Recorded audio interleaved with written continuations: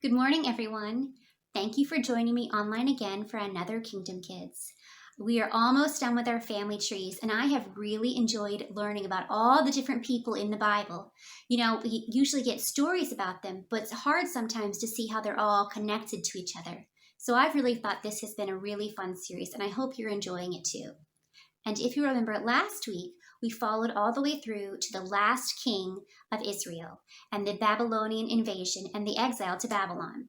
And this week, we're picking up in the exile. If you look at last week's family tree, the final king at the very top of the tree was Jehoiakim.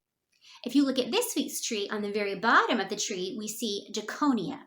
Now, those are actually the same people. And it's interesting in the Bible that sometimes you'll find different names in different lineages.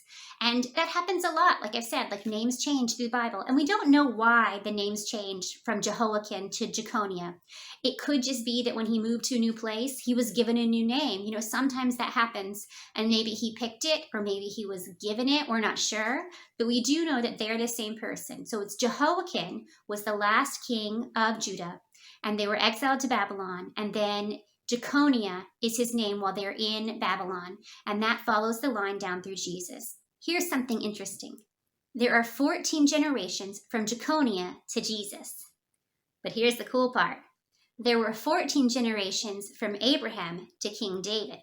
And then 14 generations from King David to the exile in Babylon. And then 14 generations from the exile in Babylon all the way down to Jesus. I find that kind of interesting. I'm not sure, what that says, but I just think it's really interesting that it repeats. But like I said today, we're following from Jeconiah all the way up through Joseph, who is Jesus' earthly father, his adopted father. And so doing that, we see that Jesus actually has a claim to the kingship of Israel. And that was really important to the Jews, that he had that validity. Now here's something else that's interesting. This genealogy is found in the book of Matthew. But in the book of Luke, there's another genealogy that also mentions Joseph and leads down to Jesus. But there's some different names in it.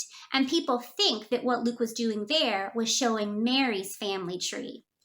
Because we know that Jesus was fully God, but he was also fully human. So following his birth mother's genealogy back to David is kind of interesting as well. So there are some differing family trees in the Bible, but for today's purposes, we're following down through Joseph, from Jeconiah, the last king, down to Joseph.